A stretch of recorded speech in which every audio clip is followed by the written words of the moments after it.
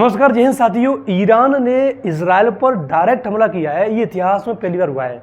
अब आप पूछोगे तो ऐसे पहले भी हमला हुआ करता था, बिल्कुल हुआ करता था, लेकिन ईरान कभी भी डायरेक्ट इजराइल पर हमला नहीं करता था। ईरान क्या करता था, ईरान ने इजराइल के जो पड़ोसी देश थे उनमें कुछ अपने विद्रोही गुट बिठा रखे थे। जैसे आपके यमन में जो है हुती विद्रोही हो गए, लेबनान में जो है आपका हिजबुल्लाह हो गया, और इजराइल में जो है हमास हो गया, यानी कि फिलिस्तीन में हमास हो गया। ये तीनों गुट आपस में जो है ईरान जो है इनको हथियार, पैसा, फंडिंग, सारी चीज़ें जो है इन्हें प्रोवाइड करता था, और ये जो है आपस में ईरान पर अटैक किया करते थे। जैसे ही ईरान इजराइल पर अटैक करते थे, जैसे ही ईरान जो है इनको संकेत देता था या इंडिकेट करता, तभी हमला करते थे।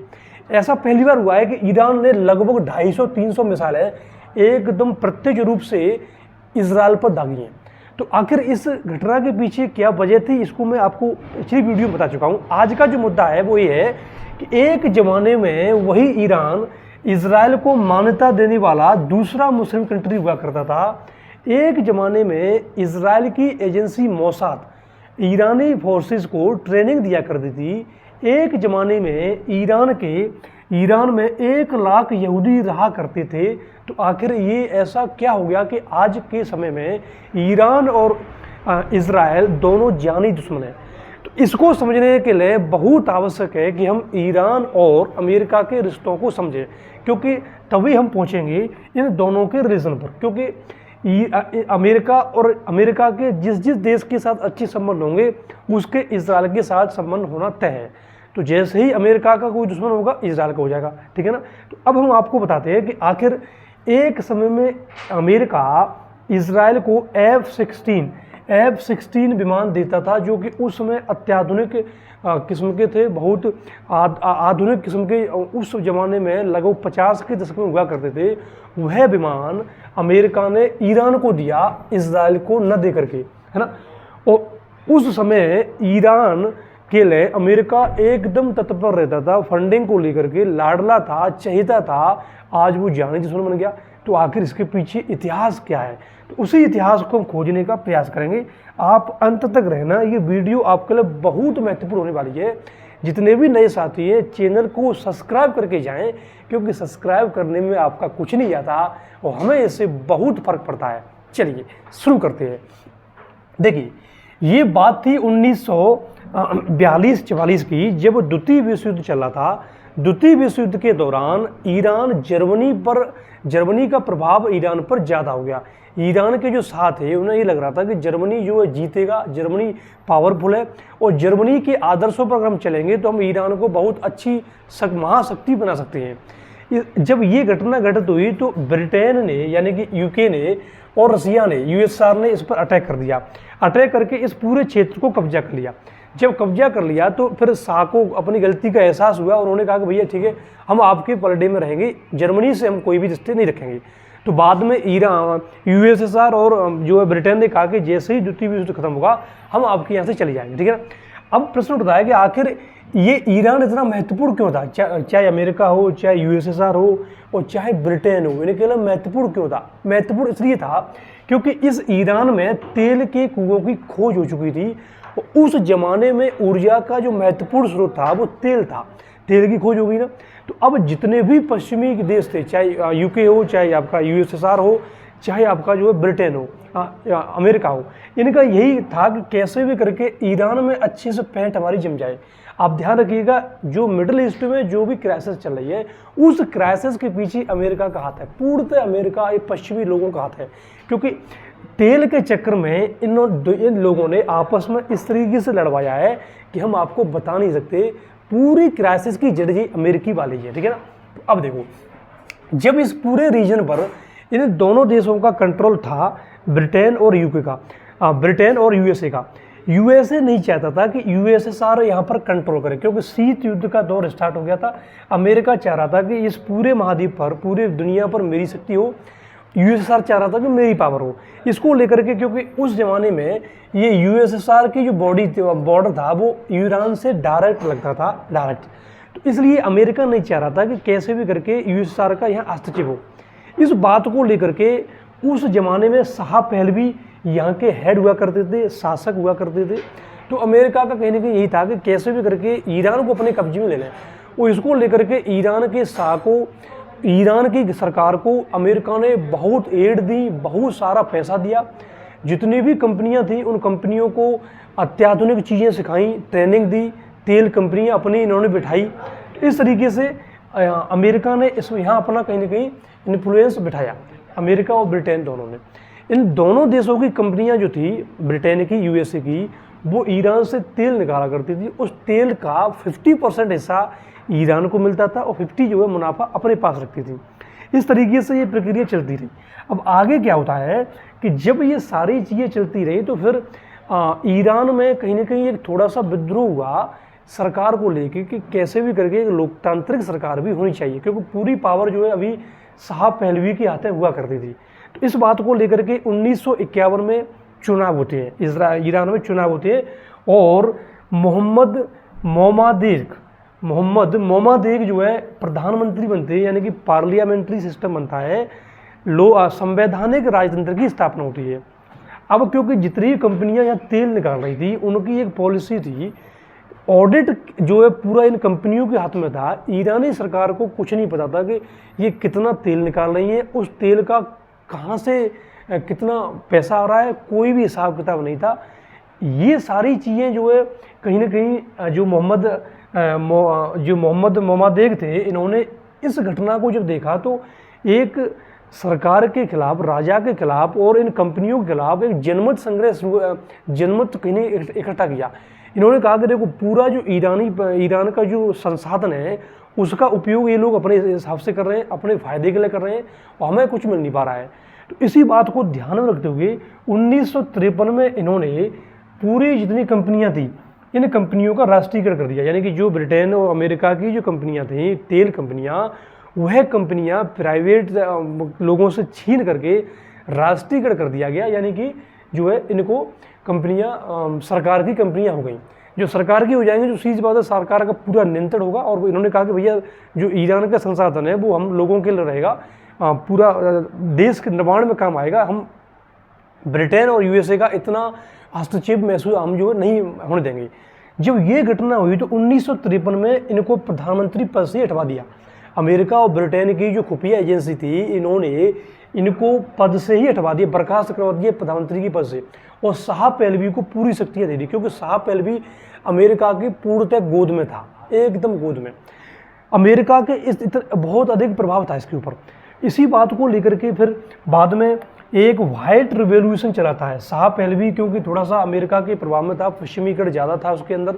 तो उसका मानना था कि ईरान का अगर विकास करना है तो अमेरिका के मॉडल पर चलना पड़ेगा, देश में औद्योगिकरण करना पड़ेगा, प्राइवेटाइजेशन करना पड़ेगा, महिलाओं को अधिकार देना पड़ेगा। एक वाइट रिवॉल्यूशन लॉन्च किया। इस वाइट रिवॉल्यूशन में क्या था, इसमें था कि जो भूमि है वो भूमि बड़े लोगों से लेकर के गरीबों को देनी पड़ेगी, भूमिहीन को देनी पड़ेगी, महिलाओं को वोट का अधिकार मिलेगा। देख रहे हो, पहले की बात है, यानी कि इस्लामिक देश में ये बात कहना कि महिलाओं को वोट का अधिकार मिलेगा, बराबरी का अधिकार मिलेगा, वो बुर्का पहने या न पहने ये उनकी मर्जी होगी, महिलाओं को लेकर के बढ़िया विश्वविद्यालय खोले जाएंगे, ये सारी चीज़ें होंगी और देश में इंडस्ट्रियलाइजेशन होगा, बहुत अधिक जो है हम कह सकते हैं कि एक औद्योगिक विकास होगा। जब ये डिसीजन उन्होंने लिया व्हाइट रिवॉल्यूशन के तहत, तो इसका उल्टा हो गया। उल्टा क्या हो गया? उल्टा इसलिए हो गया कि ईरान में एक नया धार्मिक लीडर उभर के आता है, रुहुल्लाह खुमैनी। इनका नाम है रुहुल्लाह खुमैनी। ये शाह पहलवी के बिल्कुल विपरीत थे, व्हाइट रिवॉल्यूशन के बिल्कुल विपरीत थे। इनका मानना था कि अगर औद्योगिकरण होगा तो देश में नए नए कल्चर आएंगे, लोग नए नए तरह के आएंगे, फूड और जो खाना है, जो इस्लामिक संस्कृति है वो खतरे में पड़ जाएगी, उसका समूल नाश हो जाएगा। क्योंकि सीधी सी बात है, टेक्नोलॉजी आएगी, आधुनिक शिक्षा आएगी, महिलाएं जो है वोट का अधिकार मिलेगा, वो लव मैरिजेस करेंगी, मतलब जो मर्जी हो सो करेंगी, तो इससे कहीं ना कहीं धार्मिक जो है रूप से इस्लाम खतरे में आ जाएगा। ये रुहुल्लाह खुमैनी ने पूरे ईरान में शाह के खिलाफ एक नफरत और एक इसके विरोध में एक जन समूह को तैयार कर लिया। जब शाह को पता चला रुहुल्लाह खुमैनी के बारे में, तो इसने इस रुहुल्लाह खुमैनी को लेकर के जेल में बंद कर दिया। बाद में इसे पुर्तगाल भेज दिया, तुर्की भेज दिया कि जाओ साहब, निर्वासित कर दिया। उसके बाद जो है रुहुल्लाह जो शाह खुमैनी है वो अपना शासन चलाते रहे। यूएसए का खूब इन्फ्लुएंस बढ़ता गया, ब्रिटेन यूएसए का खूब जो है यहाँ हस्तक्षेप चलता रहा। कुछ समय बाद जब शाह को बीमारी हो गई, यानी कि इनको जो है कैंसर हो गया, उधर रोहिल्ला खुमैनी को लगभग 16 साल हो गए बाहर। रोहिल्ला खुमैनी वहीं से दूसरे देशों से ही ईरान की राजनीति में बहुत पैनी निगाह रखते थे। सारी चीज़ें कौन सी चल रही हैं खूब अच्छे से इनकी निगाह थी। अपने एक जो विस्तार था, अपना जो धार्मिक रिवोल्यूशन था, उसको लेके ये बहुत ही कर्मठ थे। वो वहीं से बैठे बैठे धार्मिक रिवोल्यूशन को लेकर के एक नई पृष्ठभूमि तैयार कर रहे थे।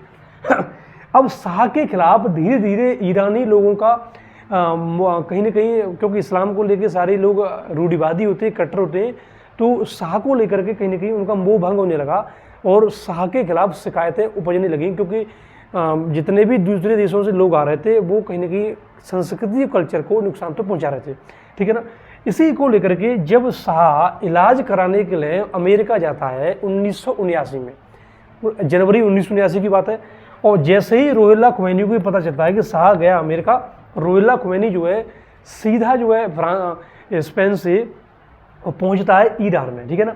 और जब ईरान में 1979 में पहुंचता है तो कहा जाता है कि जब रोहिल्ला खुमैनी ईरान तेहरान उतरते हैं तो लगभग 5 लाख लोगों की भीड़ उमड़ के आई, यानी कि स्वागत को लेकर के, यानी कि पूरे ईरान में एक तरीके से स्वागत हुआ और उन्हें बहुत खुशी हुई कि जो है शाह को यहाँ से भाग गया और बहुत अच्छा हुआ, है ना। जब ये आए तो इन्होंने पूरा सरकार को तख्ता पलट कर दिया, शाह के जितने भी बड़े बड़े अफसर थे उनको जेल में डाल दिया और पूरी सेना पर अपना अधिकार कर लिया। किसने? रोहिल्ला खुमैनी ने। बाद में अमेरिका के दूतावास पर इसने इसलिए अटैक करवाया कि भैया आप हमें शाह दीजिए, क्योंकि शाह किसके कब्जे में था? अमेरिका वालों के कब्जे में था। तो जितने भी छात्र थे वहाँ के ईरान के, रोहिल्ला खुमैनी ने उन्हें निर्देश दिया और उन्होंने अमेरिकी राजदूत पे, अमेरिकी दूतावास में अटैक कर दिया। वहाँ लगभग 55 अमेरिकी नागरिकों को 444 दिन तक बंधक बना के रखा, जब तक कि अमेरिका में दूसरा राष्ट्रपति ना आ गया।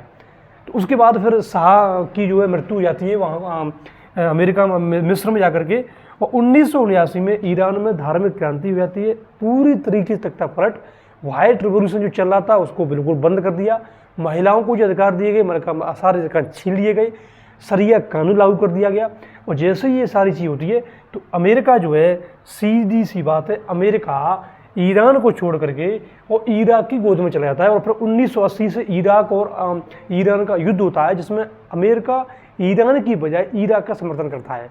और खाड़ी युद्धों के बारे में आपको पता है, अगर नहीं पता होगा तो हम इसको लेकर वीडियो बना देंगे, किस प्रकार से पूरी खाड़ी देशों में अशांति फैली, ठीक है ना। तो इस तरीके से आपको यहाँ पता चल गया होगा कि किस प्रकार से जो है अमेरिका और ईरान के संबंधों में खटास आई, है ना। क्योंकि 1979 में जैसे क्रांति होती है तो क्रांति की वजह से पूरा दोनों देशों के संबंध खत्म हो जाते हैं। और अभी ईरान जो है विश्व में दूसरे नंबर पर ऐसा देश है जो सेंक्शन सबसे ज़्यादा लगे हुए हैं। ईरान पर उत्तर कोरिया से ज़्यादा सेंक्शन लगे हुए हैं। आप आइडिया लगा सकते हैं कि अमेरिका किस तरीके से ईरान को कहीं ना कहीं टॉर्चर कर रहा है, दबाने का प्रयास कर रहा है। अगर भारतीय पॉइंट ऑफ व्यू से बात करें तो ईरान हमारे लिए महत्वपूर्ण है, क्योंकि चाबहार बंदरगाह हम ये डेवलप कर रहे हैं ईरान में, इसको लेके ईरान हमारे लिए बहुत महत्वपूर्ण है। क्योंकि मध्य एशिया में अगर हमें चीन को काउंटर करना है, पाकिस्तान को काउंटर करना है, तो ईरान के माध्यम से हम जो है चाबहार पहुँच सकते हैं, मध्य एशिया पहुँच सकते हैं, जहाँ से जो है हम जो है व्यापारिक संबंध बना सकते हैं। तो आई होप आपको ये पूरा माजरा समझ में आया होगा कि ईरान और अमेरिका में क्या चल रहा है, और आप इतना भी समझ गए होंगे कि अगर ईरान और अमेरिका में दुश्मनी बढ़ेगी तो इजराइल की तो ऑटोमेटिक बढ़ेगी। और वही हुआ है। आगे देखते हैं कि ईरान पर इजराइल अटैक करता है कि नहीं करता है, क्या तृतीय विश्व युद्ध होगा या नहीं होगा। लग तो ऐसा रहा है कि अभी मामला यहीं शांत हो जाएगा, लेकिन ये बात है पूरी तरह इजराइल के ऊपर, इजराइल क्या करता है, ठीक है। चलिए, तो इसी के साथ आप सभी को नमस्कार, जय हिंद, जय भारत।